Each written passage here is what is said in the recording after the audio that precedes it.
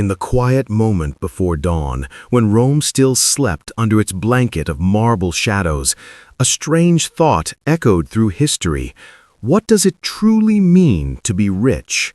Not rich like the modern billionaires with their apps and alerts, not rich like someone who buys a company or a sports team, but rich in a way so absolute, so colossal, so universe-sized that the borders of your wealth stretch across continents and the beating hearts of millions pulse under your command. This is the wealth of the Roman emperors, a kind of wealth so enormous that it is useless to measure it in coins or numbers, for numbers collapse like sand when you try to stack them against empire. And empire was the currency in which these men lived, breathed, fought, and died. And somewhere between the rise of Augustus and the madness of Caracalla, between the ambition of Trajan and the golden dreams of Marcus Aurelius, lies a story not just of gold and power, but of the human hunger for control, the irresistible temptation of absolute authority, and the staggering cost of holding the world in your hands. It begins long before marble palaces and battlefield triumphs, in the quiet aftermath of the assassination of Julius Caesar, when Rome was less a republic and more a grenade with the pin pulled out, tossed into the hands of a 19-year-old boy who had the audacity to remake the world. Augustus, though no one called him that yet, arrived in Rome like a calm storm, quiet on the surface, deadly underneath, and absolutely determined to turn chaos into opportunity. His wealth did not begin with gold, but with loyalty, strategy, and the sharp understanding that Rome craved stability the way a thirsty man craves water. What he built was not an account balance, but a system where everything, land, ships, armies, taxes, provinces, flowed upward like rivers feeding into a single ocean, and that ocean was him. Historians later tried to measure his wealth, but how do you measure a man who owned Egypt like it was a personal farm, who controlled every grain shipment feeding 1 million Roman mouths, who collected taxes from Gaul, Spain, Syria, Judea, and North Africa, and who had the legal right to claim anything, absolutely anything, within the borders of the empire? It is said his wealth in modern terms might reach trillions, but even that feels like a child counting stars and thinking he has understood the sky. What Augustus possessed was not wealth, it was civilization itself. And yet even that was only the opening act of this outrageous saga. Because once one man held that kind of power, others would kill, betray, bribe, conquer, and burn their way toward it. Claudius, the stuttering scholar who surprised everyone by becoming emperor, discovered that wealth measured by empire also meant carrying the weight of every rival's dagger in the dark. Nero, who fancied himself a musician, learned that being the richest man alive could still not buy the loyalty of a population tired of being blamed for fires they didn't set. Vespasian, rising from the ashes of civil war, figured out that the real value of controlling the empire was not the gold itself, but the power to refill it, rebuild it, expand it. And he did with both hands. Domitian learned that ruling the world is lonely work when even your closest advisors think your death might be more profitable than your life. Trajan, the soldier emperor, expanded Rome's borders to their greatest size, and with every step his legions marched, his wealth grew, not in coins, but in the sheer territory whose laws, armies, and taxes answered to his voice. Hadrian realized that even the richest man in the world must sometimes reject more wealth than he accepts, choosing to pull back, consolidate, and strengthen, instead of endlessly expand. Marcus Aurelius carried the empire like a burden rather than a treasure, a philosopher perched upon a gold mountain he never asked for, writing meditations in tents while the frontiers of his empire burned with invasion. Commodus, his son, inherited everything and learned nothing, proving that when you are the richest man alive, you can still be poor in wisdom, judgment, and sanity. And the centuries rolled on like a golden river, each emperor dipping his hand into it, some gently, some greedily, some violently, all of them shaped by a wealth so vast it crushed them from the inside out. What made the Roman emperors different from any other rulers in history was not just their access to wealth, but their control of systems designed to feed them endlessly. Mines pouring out silver and gold from Spain and the Balkans, trade routes funneling goods from Africa, Arabia, and India, provinces delivering oil, wine, grain, marble, timber, gems, and slaves, and entire populations paying taxes not because they wanted to, but because the emperor existed, and that was reason enough. And above it all towered the knowledge, terrifying and intoxicating, that not a single institution, not a senate, not a court, not a law, could limit the emperor's hand when he reached out to take what he wanted. Wealth measured by empire meant wealth without resistance, wealth without boundaries, and wealth without the faintest concept of too much. But what no emperor ever fully understood was that wealth of this magnitude comes with a curse. When you own everything, you can trust no one. When you control millions, you cannot believe the voice of any single man. When you sit on the throne of the world, you also sit at the center of every conspiracy, every grudge, every ambition sharpened like a knife behind your back. The empire gave its rulers unimaginable riches, yes, but it also gave them paranoia, isolation, fear, and the constant realization that the same world that fed them could swallow them whole. From Augustus to Constantine, from the Julio-Claudians to the Severins, the story of the Roman emperors is the story of men who walked on a tightrope stretched across the entire known world, weighed down by gold and surrounded by wolves. Their triumphs were legendary, their downfalls catastrophic, their wealth unparalleled, and their lives an unending negotiation between fortune and death.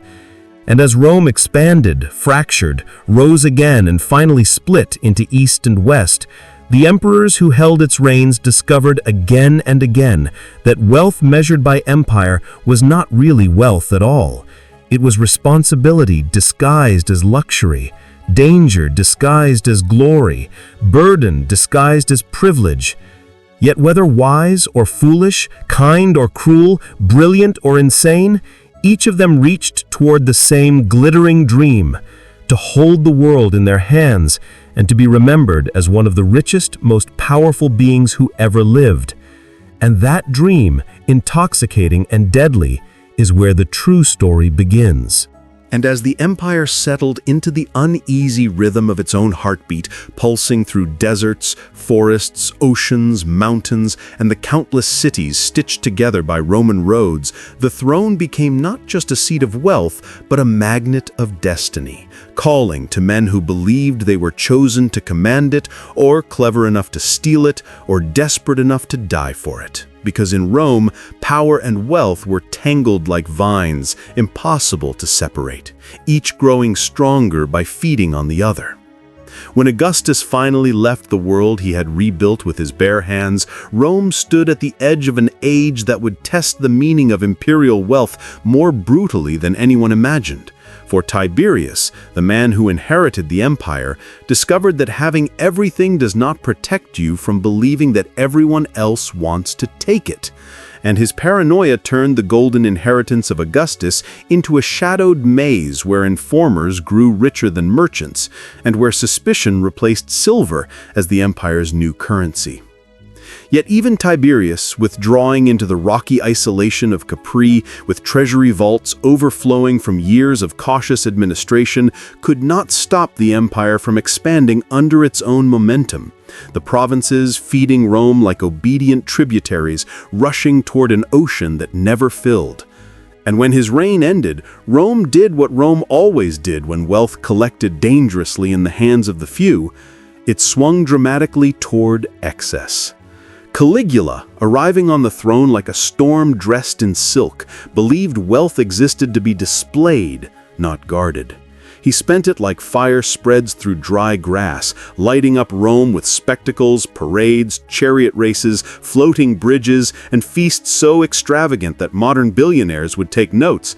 But even his wildest expenditures were nothing compared to his belief that his power made him divine, and a divine man deserves divine wealth, so he built palaces that glittered like trapped sunlight, demanded tributes from provinces that already struggled to breathe, and filled the empire with a reckless reminder that when a single man controls everything, restraint becomes optional. Yet even he, with all his madness, could not outrun the Roman truth. Wealth bought you soldiers, but not necessarily loyal ones. And his fall came faster than his rise, swallowed by the very men paid to protect him. And so the pendulum swung again, and Claudius, the man no one expected to rule because Rome expected emperors to be gods, and Claudius seemed more like a thoughtful librarian who liked his peace and quiet, found himself emperor by accident, lifted by the Praetorian Guard because they needed a wealthy ruler they could influence. But Claudius surprised everyone by actually governing, not like a tyrant, but like a man who understood that wealth meant nothing if the empire around it crumbled. He expanded Rome into Britain, adding new tax streams, new lands, new mines, and new prestige to the imperial coffers, turning unexpected leadership into a golden renaissance, until palace politics, that invisible predator of emperors, coiled around him again.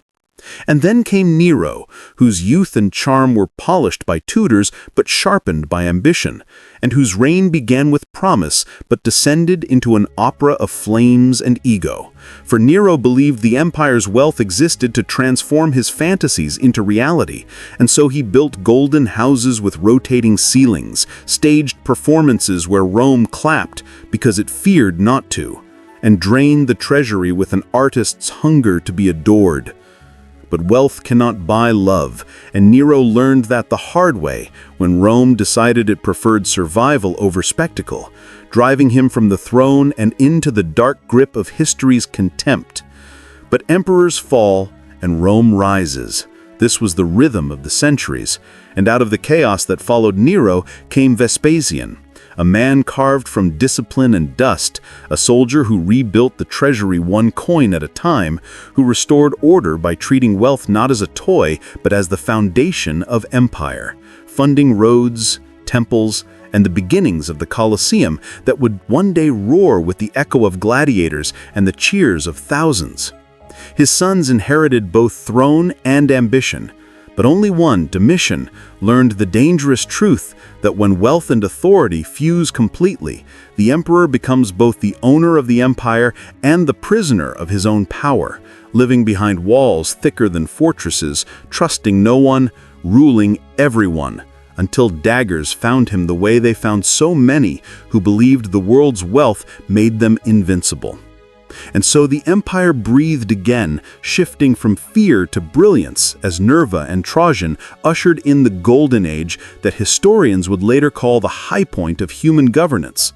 Trajan, towering in both stature and vision, marched through Dacia, Arabia, and deep into the eastern kingdoms, swelling Rome's borders to their maximum extent, and with every conquest came streams of wealth, gold, timber, salt, spices, slaves, crops, and tribute, pouring into Rome like an unstoppable flood, making Trajan the richest man alive, not because of personal greed, but because the world itself bowed before his boots. But the empire is a living thing, always hungry, always restless, and when Hadrian took the throne, he realized expansion had stretched Rome dangerously thin, so he pulled the borders inward, reinforcing them with walls so vast that they could slice a country in two, choosing to measure wealth not by conquest, but by stability, believing that an empire preserved is richer than an empire endlessly expanded.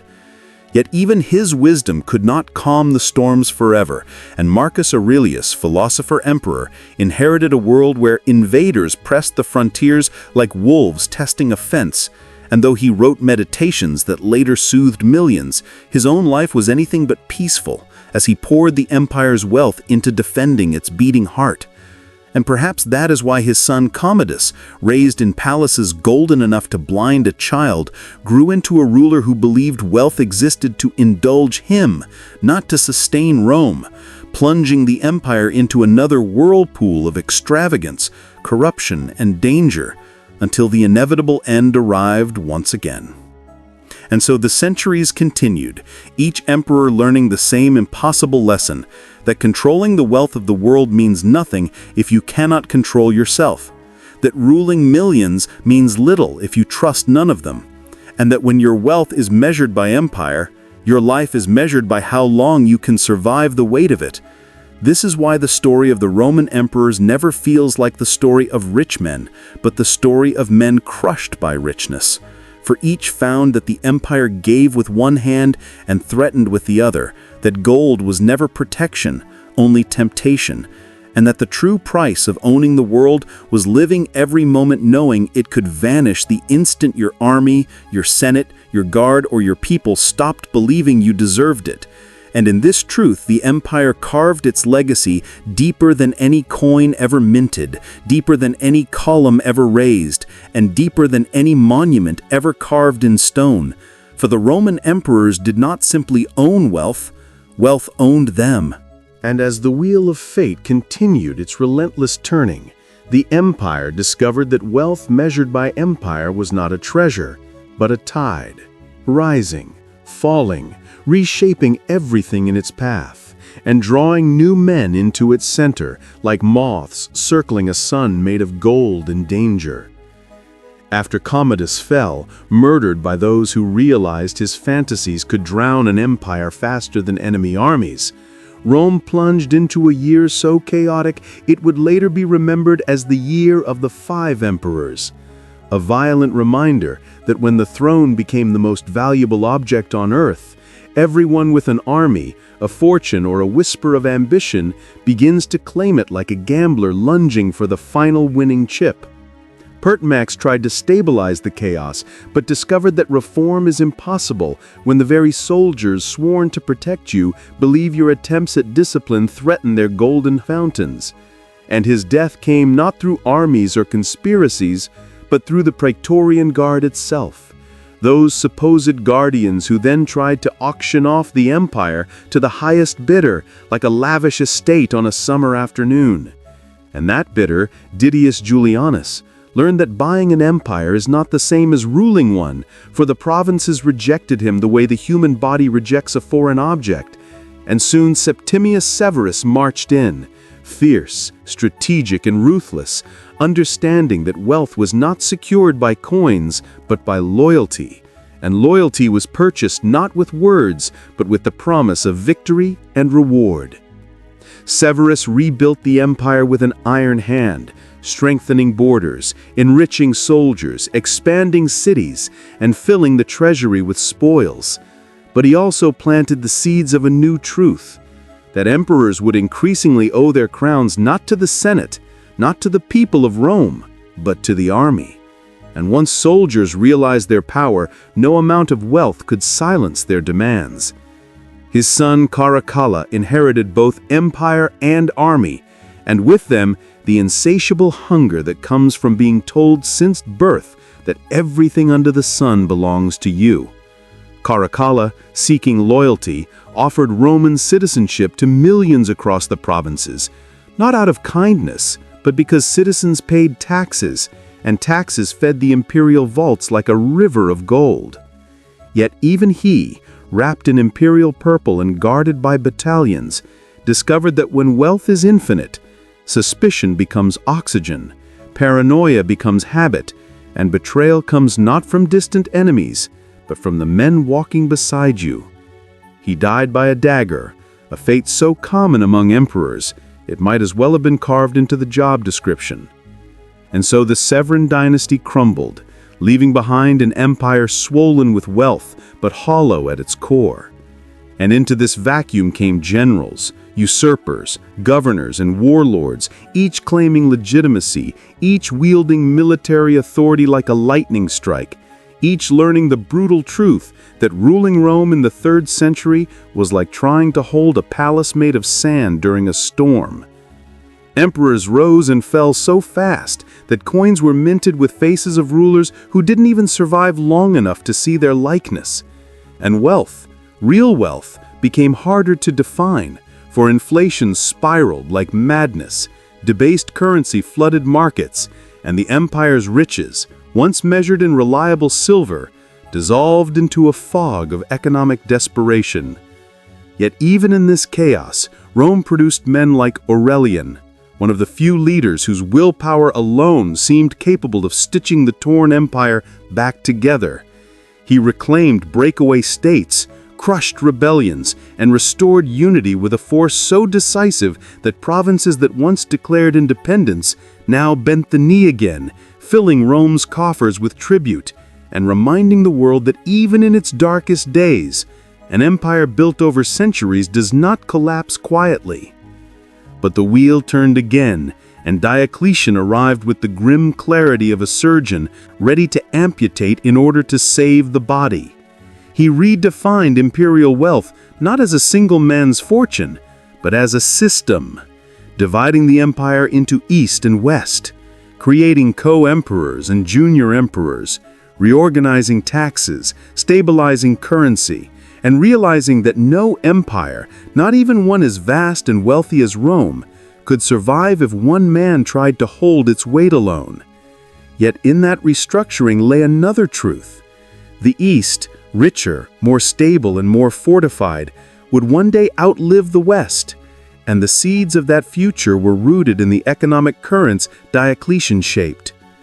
And then came Constantine, born into military camps, hardened by civil war, elevated by vision, who understood that the empire's center of gravity was shifting, that wealth now flowed not toward Rome, but to the flourishing cities of the East.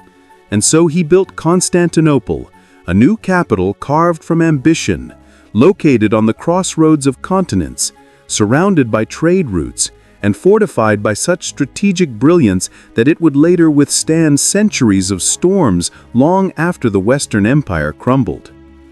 Constantine's wealth was not simply gold, it was influence, ideology, religion, armies, and the very architecture of power. And under his reign, the concept of imperial wealth became something spiritual as well as material, rooting Rome's future in a world reshaped by faith and governance.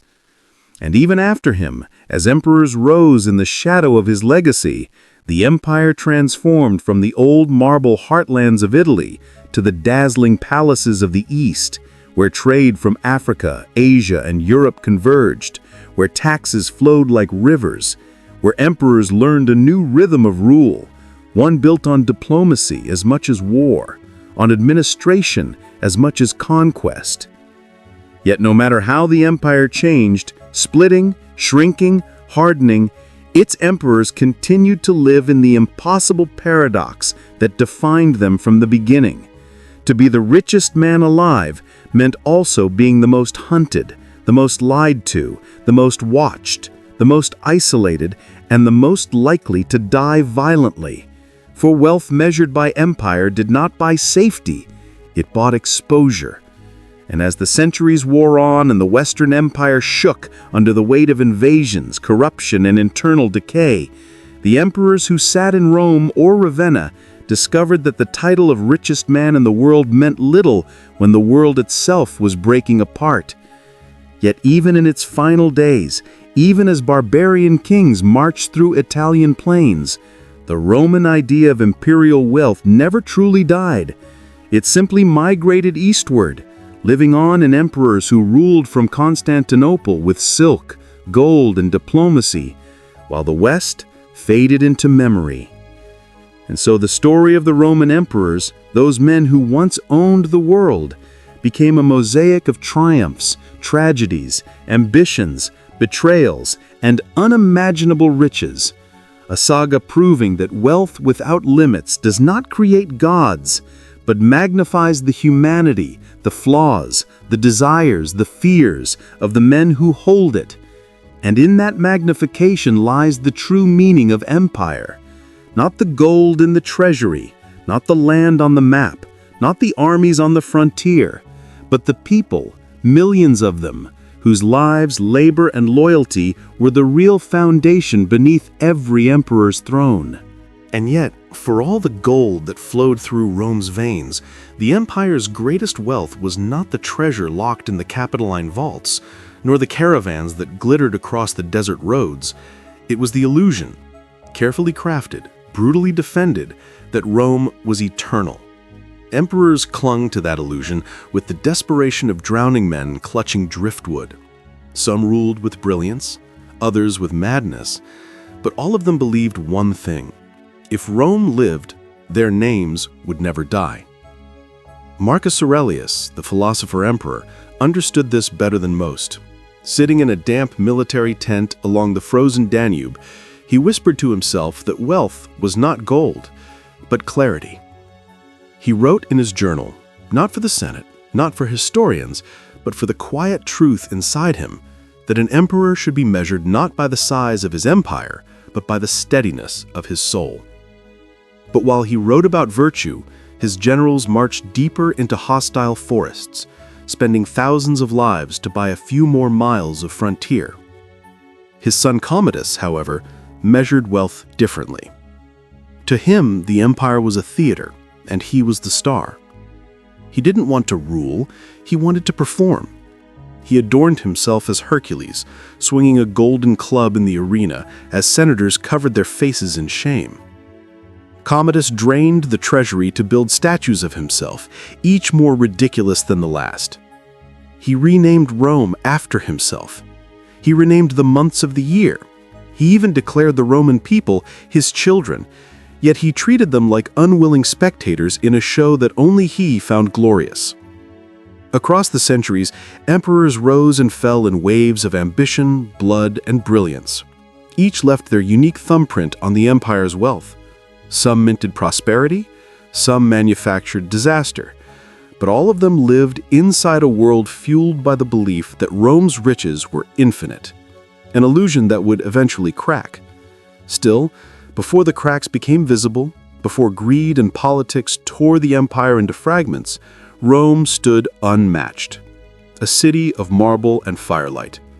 A world where ordinary citizens could become legends and emperors could become gods.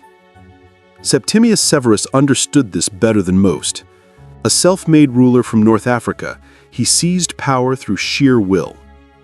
When he entered Rome for the first time as emperor, the crowds erupted, not because they loved him, but because they sensed steel beneath his calm smile. He doubled soldiers' pay, expanded borders, and filled the treasury with African gold and Eastern tribute. Yet even in his triumph, he whispered a warning to his sons on his deathbed: enrich the soldiers and ignore everyone else. It was advice that would haunt Rome for centuries. Caracalla, his son, took the throne drenched in ambition and paranoia. He murdered his own brother in their mother's arms, then walked through the palace demanding loyalty while dripping his brother's blood on the marble floor.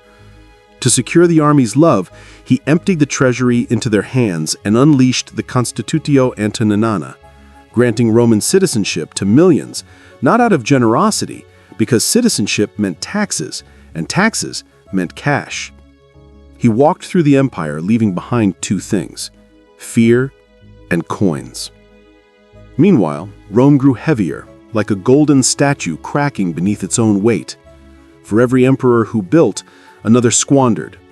For every wise reform, there came a foolish extravagance. And the world outside their marble walls shifted. New kingdoms rose in the east with wealth beyond Rome's imagination. Trade routes shifted like desert winds. Armies grew restless. Provinces whispered treason. Yet still, the emperors believed the empire's riches were infinite, because for centuries it had been. But nothing, not even Rome, escapes the mathematics of history. Wealth can build an empire, yes, but it can also choke it. As the centuries rolled forward, the empire stood on a knife's edge, its riches dazzling, its foundations trembling.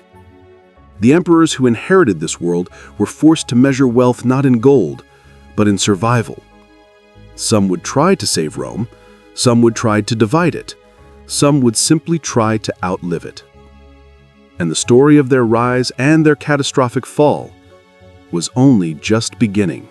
And yet, for all the gold that flowed through Rome's veins, the empire's greatest wealth was not the treasure locked in the Capitoline vaults, nor the caravans that glittered across the desert roads. It was the illusion, carefully crafted, brutally defended, that Rome was eternal.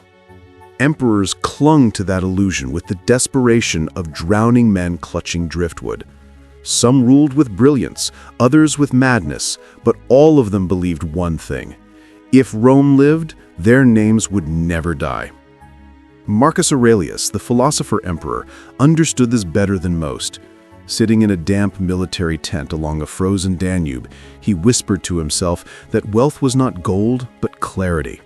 He wrote in his journal, not for the Senate, not for historians, but for the quiet truth inside him, that an emperor should be measured not by the size of his empire, but by the steadiness of his soul.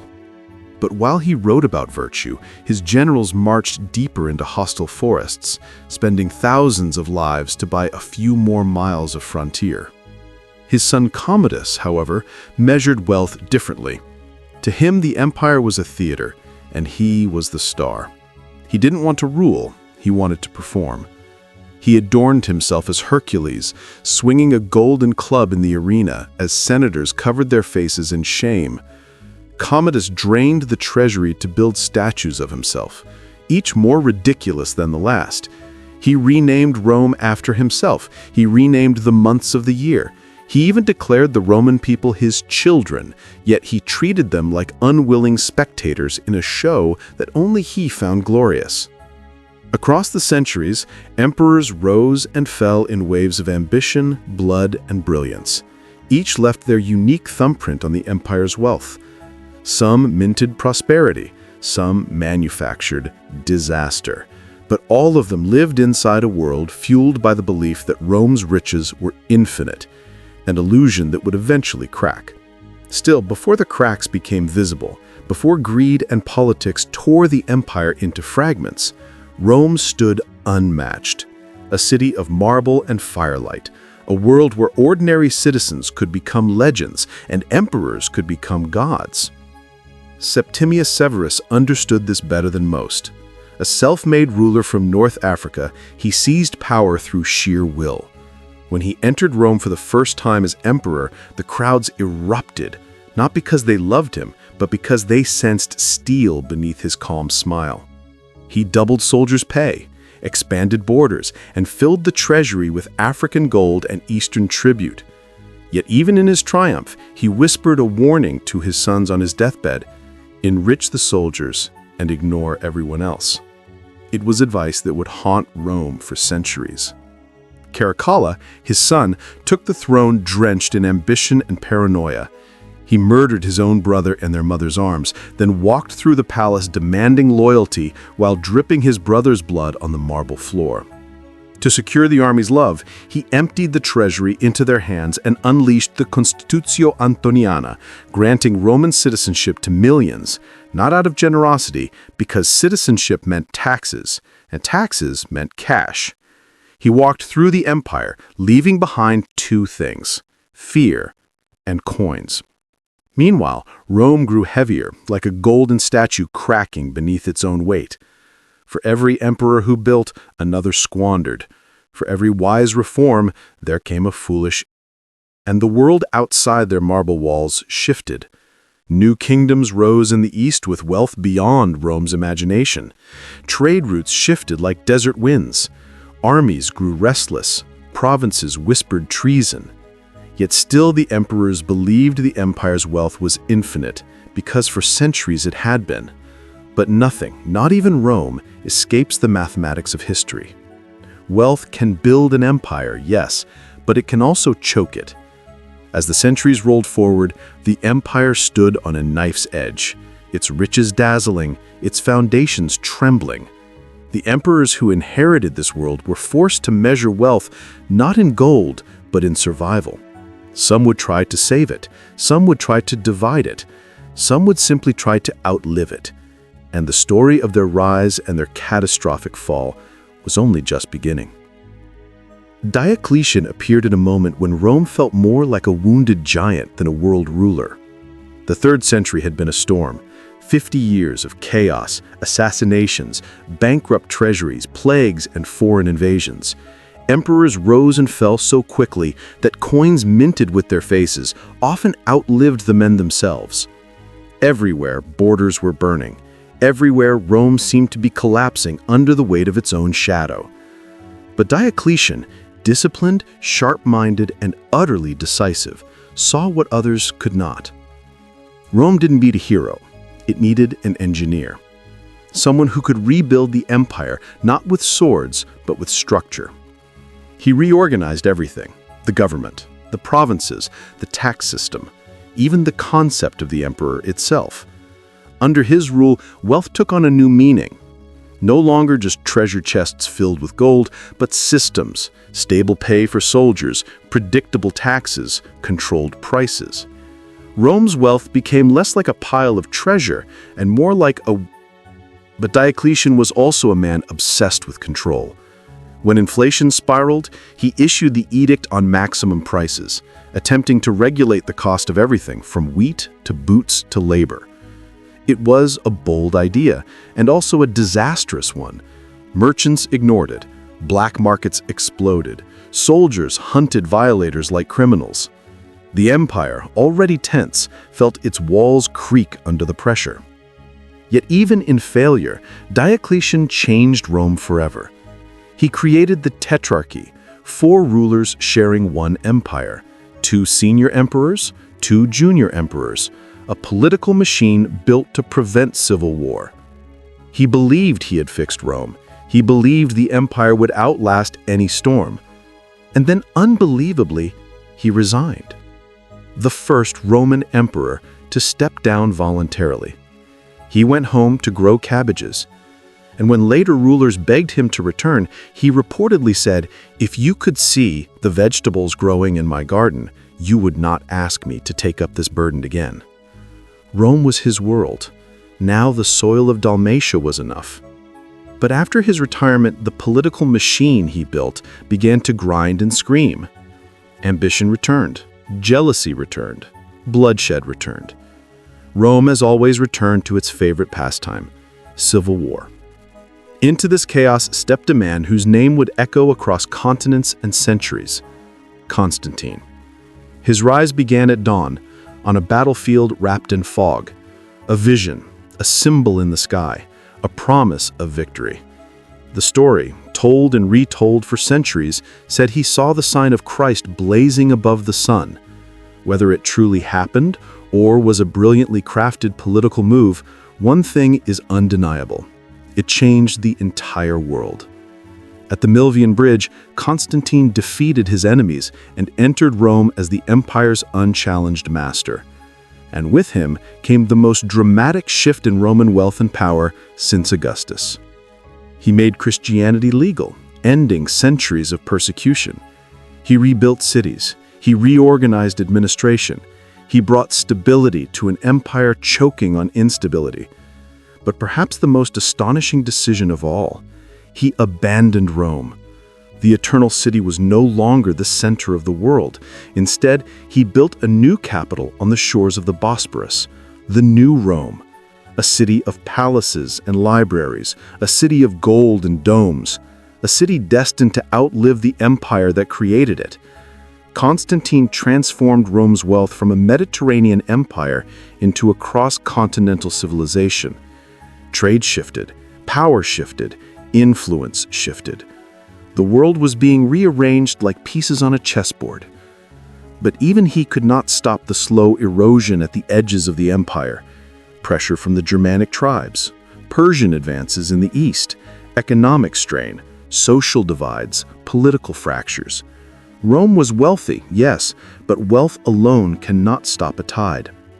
After Constantine's death, his sons divided the empire, a cycle that would repeat again and again, slicing Rome into rival halves until the two sides were more like competing kingdoms than one unified world.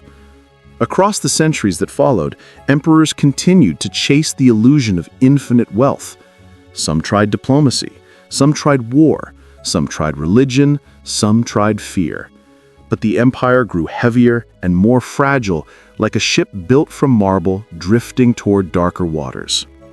Still, in those fading centuries, there were moments of brilliance. Theodosius the Great, the last man to rule a united empire. Valentinian, who fought like a lion to defend the West. Honorius, who watched as Rome fell around him. And in the East, emperors who would turn Constantinople into a living jewel.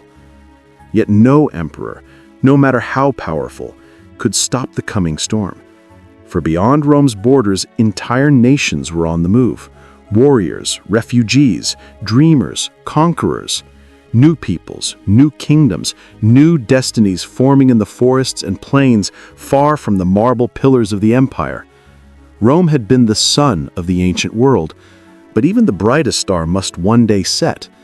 And the emperors who ruled in its twilight would face choices unlike any their predecessors had known. And as the Western empires staggered forward, bruised by centuries of conflict, economic strain, and the slow collapse of its borders, new emperors rose who inherited not a thriving realm, but a wounded giant, desperately clinging to life. And each of them tried, some with courage, some with delusion, some with pure desperation, to patch together an empire, unraveling thread by thread. Like Majorian, one of the last truly capable Western emperors, a man who actually tried to rebuild the army, restore the laws, confront corruption, and reassert Rome's power.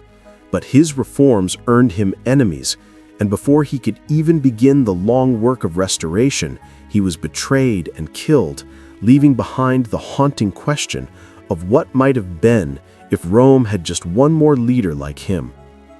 While in Ravenna, emperors like Valentinian III played the role of rulers without ever understanding the weight of the crown on their heads, and behind them, shadowy generals and ambitious warlords pulled the real strings, because Rome by this time was less an empire and more a chessboard of competing interests, each grabbing at whatever pieces of wealth remained: land, titles, soldiers, influence, even the gold of the treasury that was often looted by those sworn to protect it. And across the Rhine, new forces were rising, people like the Visigoths, who were once refugees seeking Roman protection, but were treated so brutally by corrupt officials that they turned from desperate survivors into unstoppable invaders, eventually marching all the way to Rome itself. And in the year 410, something happened that no Roman born in the glory days could have ever imagined.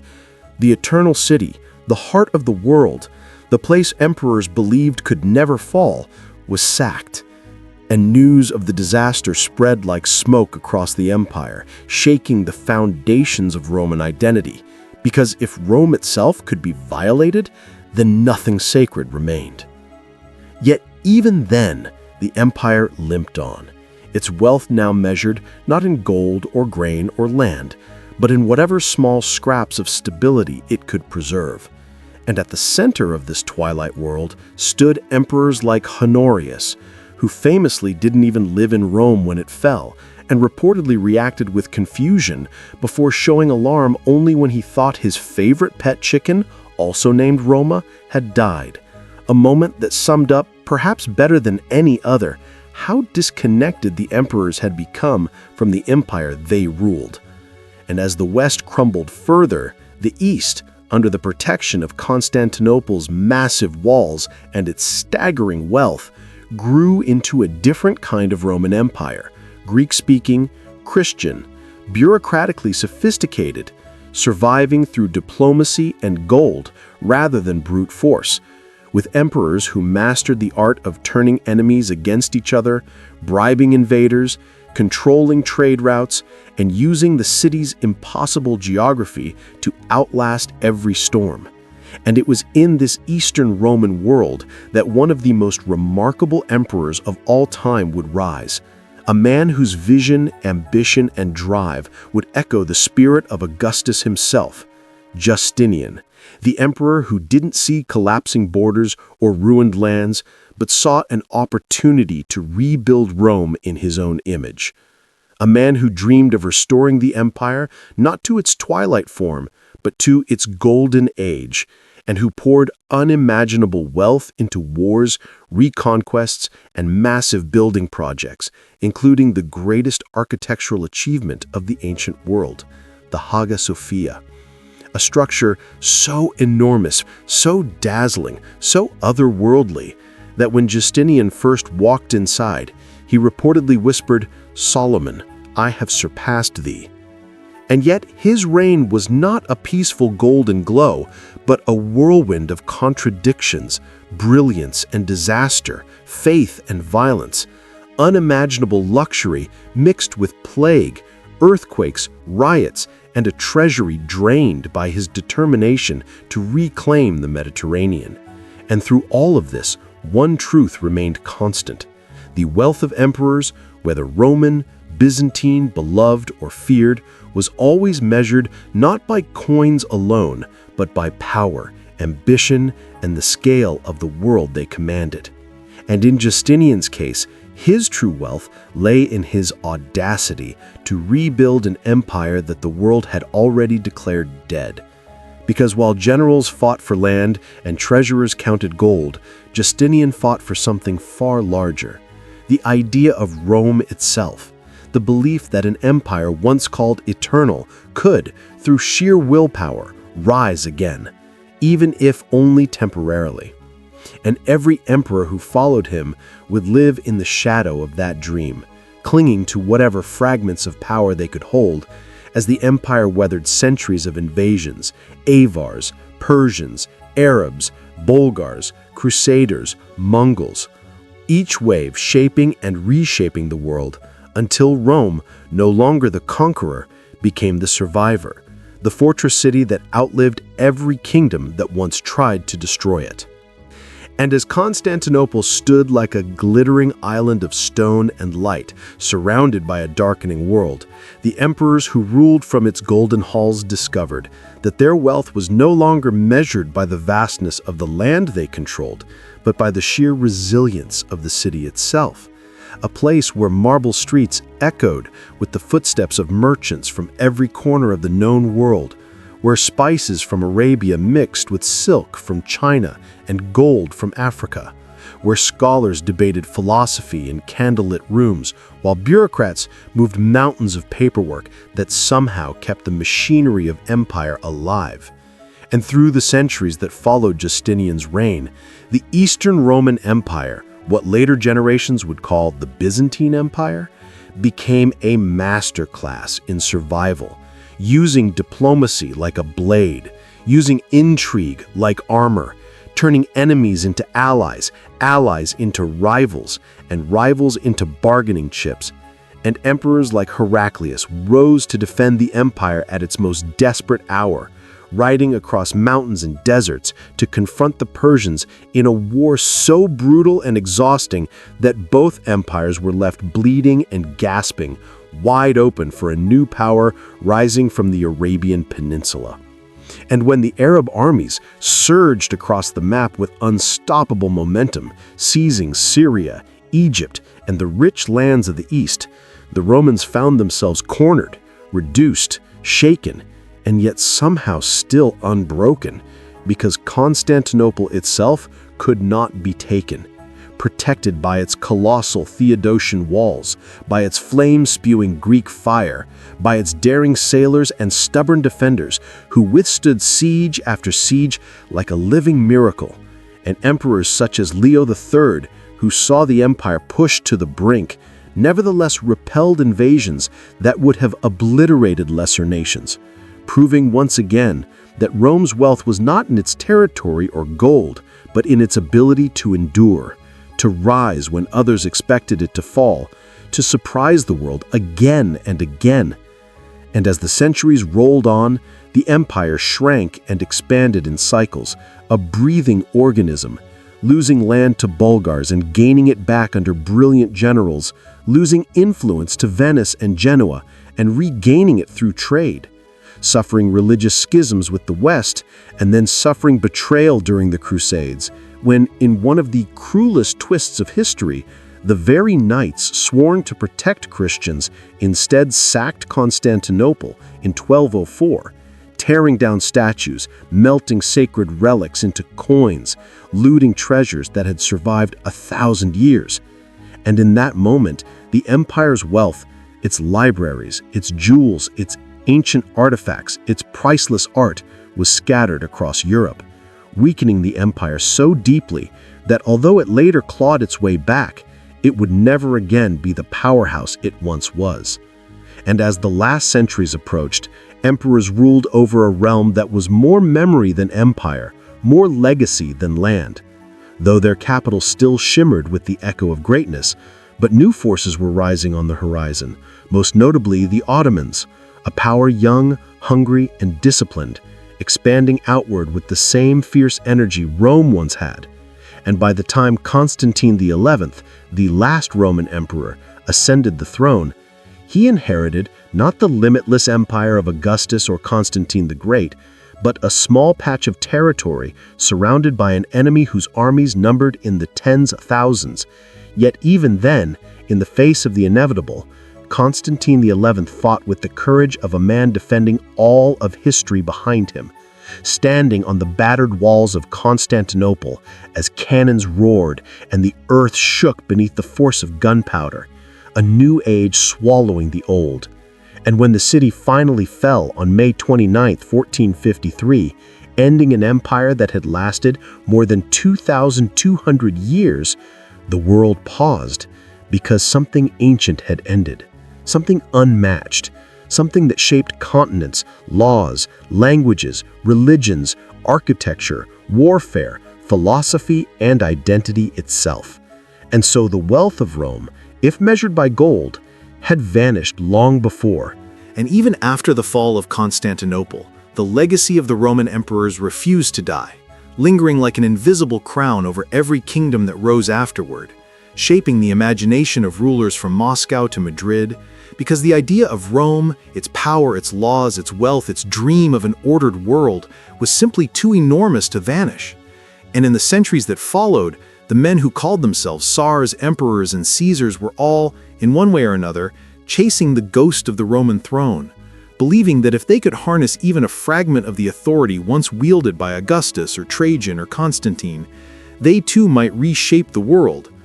And while Europe plunged into new eras of monarchies, revolutions, colonization, and the birth of modern nations, the memory of Rome remained woven into everything from legal systems to currencies to architecture, because the wealth of the Roman emperors had never simply been treasure locked in vaults, but a treasury of ideas, roads, laws, city planning, diplomacy, military strategy, religious transformation, cultural fusion, economic innovation.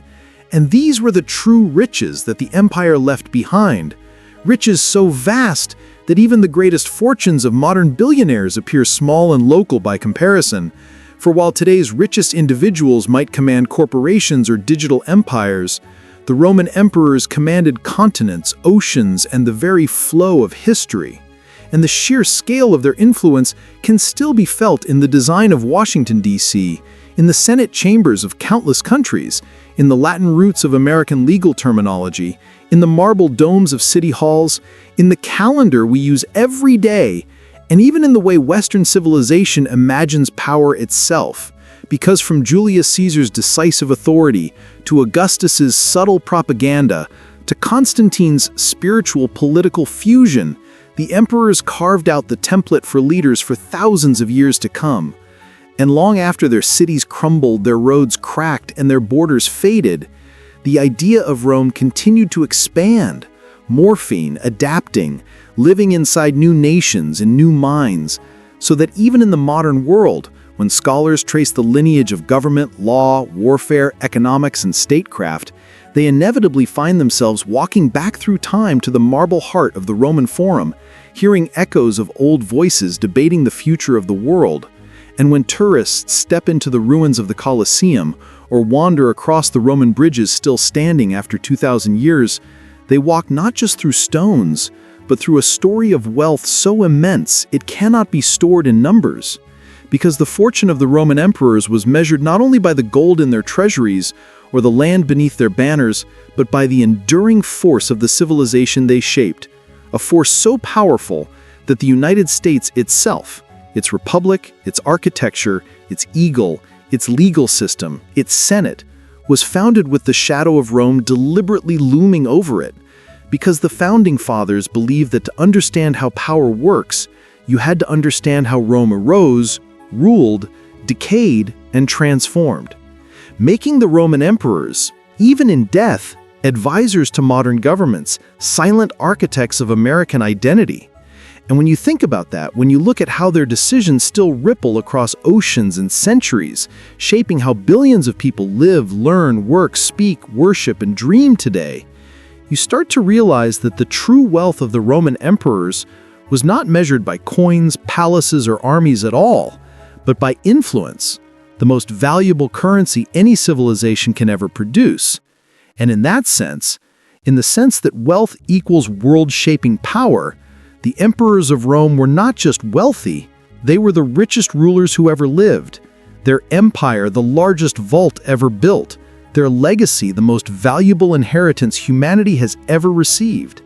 And as the memory of the emperors continued to echo through the centuries, shaping everything from royal titles to political theories, from Renaissance art to modern constitutions, the world kept returning to Rome as if compelled by some gravitational pull of history. Because every empire that came after, whether the Ottoman, the British, the Russian, or the American, found itself compared, consciously or unconsciously, to the impossible standards set by the Caesars, whose dominion stretched across climates, languages, religions, and continents with a depth and complexity the world had never seen before and has never truly replicated. And even when the empire split, fell, rose again, transformed, and finally faded from the map, the idea of Rome became immortal, living inside literature, inside the ambitions of kings, inside the minds of philosophers, inside the dreams of revolutionaries, and inside the architecture of cities that wanted to feel eternal. Because Rome had achieved something extraordinary. It became not just a civilization, but a blueprint for civilization, a template that future nations used when imagining grandeur, stability, law, beauty, and authority. And long after the emperors themselves turned to dust, their decisions continued to shape the world, whether through the calendar created under Julius Caesar that still tells us when to work and when to rest, or the roads that form the backbone of European infrastructure, or the Christian faith whose spread was accelerated by Constantine's embrace and which today influences billions, or the Latin language that mutated into Spanish, French, Italian, Portuguese, and Romanian, and quietly influenced English, giving the modern world the vocabulary of law, science, medicine, and government, meaning that even if someone today has never heard of Trajan or Hadrian or Theodosius, their daily life is laced with the fingerprints of these long-dead rulers. And when modern politicians speak in grand halls modeled after Roman basilicas, wearing suits inspired by Roman tunics, giving speeches full of Latin phrases they barely understand, they unknowingly paid tribute to emperors whose wealth outlived them by thousands of years. And as humanity moved into the industrial age, building machines that could fly, factories that could reshape economies overnight, and communication networks that connected continents instantly, scholars still looked back to Rome to understand how massive systems rise and fall. Because Rome had been the first great test of how to run a world, how to govern diverse populations, how to manage wealth on an imperial scale. And in many ways, the story of the Roman emperors became a map of human ambition, how power can build wonders, how greed can hollow foundations, how discipline can create golden ages, and how arrogance can destroy them. And when the modern age arrived with skyscrapers, satellites, and superpowers, the ghost of Rome lingered even then, whispering warnings about overexpansion, corruption, polarization, economic imbalance, and the dangerous illusion that a great empire can never fall. Lessons carved in marble and written in blood. Lessons ignored and rediscovered again and again by leaders who believed they were different, untouchable, destined for eternal greatness, just as the Roman emperors once believed. Yet the most astonishing part of this entire saga is that despite the wars, the chaos, the collapses, the betrayals, and the sheer passage of time, the story of the Roman emperors still captivates us today. still fills documentaries, books, classrooms, museums, movies, and conversations, because the scale of their world feels both impossibly ancient and strangely familiar. A reminder that human nature has not changed nearly as much as our technology, that our hunger for power, wealth, legacy, stability, and meaning remains the same. And so, in the end, when we talk about wealth measured by empire, we are not merely talking about gold or land or armies, we are talking about the wealth to shape history itself. And in that measure, the only measure that truly endures, the emperors of Rome remain unrivaled. Their empire, the largest vault ever built. Their legacy, the most valuable inheritance humanity has ever received. And legacy is the true wealth. It is world-shaping wealth. And that's why every leader wants a piece of that, even if they don't realize they are. That's the power of Rome. And when you step back and look at the sweep of history, stretching from the muddy banks of the Tiber, where a small tribe once huddled around a handful of wooden huts, to the towering spires of Constantinople, bathed in gold mosaics and echoing with chants that rolled like thunder, you begin to understand how extraordinary the Roman journey truly was. How a single idea, Rome, expanded beyond the limits of geography, beyond the borders of maps, beyond even the lifetimes of the emperors who tried to control it, becoming something larger than any individual, something that lived in the collective imagination of humanity. And as each emperor rose, basked in power, and inevitably fell, they contributed to a narrative that spiraled ever outward, shaping identities, shaping governments, shaping wars, shaping dreams, and even shaping the fears that haunt modern societies. Because the Romans not only defined what it meant to be powerful, but also what it meant to collapse under the weight of that power. A cautionary tale that historians return to over and over whenever they analyze the fragility of great nations. And the emperors themselves, those men who strode through marble halls wearing purple cloaks worth more than entire villages, became symbols of the extreme ends of human nature. The wisdom of Marcus Aurelius, the madness of Caligula, the ambition of Caesar, the resilience of Augustus, the vision of Constantine, the obsession of Diocletian, the determination of Justinian, and the tragic heroism of Constantine XI, each embodying a different facet of humanity's eternal struggle with authority and desire. And their wealth, whether measured in gold or influence, becomes a window into the values of their era, revealing how societies shift, how cultures evolve, how economies rise and collapse, and how the pursuit of power can either unify or destroy a civilization. And yet, despite the countless volumes written about Rome, despite the ruins studied and excavated, despite the museums filled with their artifacts, we still feel a kind of mystery around the emperors, a sense that their world was both unbelievably advanced and shockingly brutal, full of laws and literature and aqueducts, but also conspiracies, poisonings, betrayals, and civil wars that erupted with the force of volcanic storms, reminding us that even in the greatest empire on earth, human nature was still human nature, fragile, impulsive, unpredictable. And as modern people watch documentaries or read books about Rome, they often recognize reflections of their own times: political divisions, economic inequality, cultural conflict, debates about freedom and order, anxieties about decline, echoes of a civilization that, though ancient, feels strangely current, almost as if the Roman emperors left behind a script that future societies keep unconsciously reenacting. And perhaps that is why their story refuses to fade, why their legacy remains alive in school textbooks and blockbuster films and national symbols. Because Rome is not just a chapter in the past, it is a mirror held up to every generation that comes after, challenging them to ask whether they are building something that will last or something destined to crumble, challenging them to remember that even the mightiest empires can fall not from foreign invasions, but from internal decay.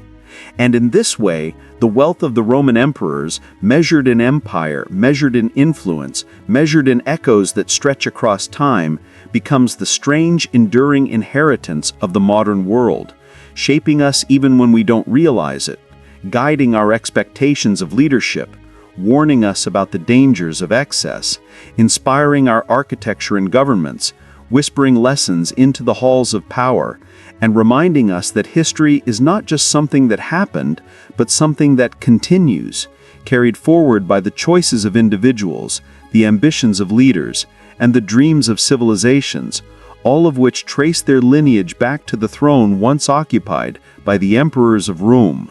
Men who ruled the world and left behind a legacy richer than treasure, richer than conquest, richer than anything that can be counted. Because it was built not on gold, but on the shape of humanity itself. As the Roman Empire pushed further eastward, its wealth no longer looked like a treasury of gold, but like a constantly expanding horizon where every conquered valley carried new taxes, every captured harbor whispered promises of fresh trade, and every new subject added another coin to the invisible jar of imperial power. And yet, even with all this abundance swirling around the marble world of Rome, the emperors themselves remained trapped inside a strange paradox where the richer the empire became, the more fragile its rulers felt. Because true wealth in Rome was never just about money, but about the delicate dance of loyalty, fear, prestige, and the unpredictable mood of the legions. And nowhere was this clearer than in the reigns of the emperors who followed the golden age of the Antonines, as Marcus Aurelius's death left the empire in the hands of Commodus, a ruler born into silk but blind to the weight of the sword he inherited, wandering through the palace like a spoiled actor who believed history was his stage and everyone else was simply an audience forced to clap.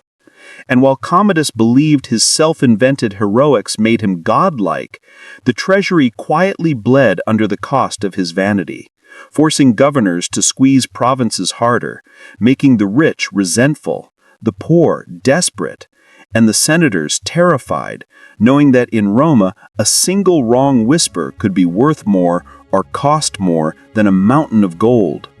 And so as the empire's economic heartbeat faltered, the real wealth shifted into the hands of the military commanders who controlled the legions patrolling the borders, because gold could be counted, but loyalty had to be paid for again and again, turning every ambitious general into a walking stockpile of political currency. And in this tense atmosphere emerged Septimius Severus, a man who understood the empire not as a treasure chest, but as an enormous living machine that only functioned when its soldiers were fed, feared, and favored. So he increased their pay, showered them with privileges, and changed the entire definition of imperial wealth, proving that in Rome the richest man was not the one with the fullest vault, but the one with the most armed men willing to shout his name. And as Severus strengthened his dynasty, the empire became wealthier yet more militarized, with new cities rising across Africa, the east buzzing with commerce, and the frontiers bristling with forts like glittering steel necklaces. But this same military empowerment also created a dangerous inflation of ambition, where any commander with enough followers could imagine himself wearing the purple, turning imperial power into something almost auction-like, culminating in the infamous Year of the Five Emperors, when Rome switched rulers faster than a modern person scrolls through online shopping, each candidate promising the legions bigger bonuses, richer land, and more loot, transforming the empire's wealth into a competitive bidding war where loyalty had a price tag and the soldiers knew it. And this chaotic marketplace of power eventually paved the way for the rise of the soldier emperor Maximinus Thrax, a man so enormous in size and reputation that stories claimed he drank wine by the bucket and ate meat by the side of a small village.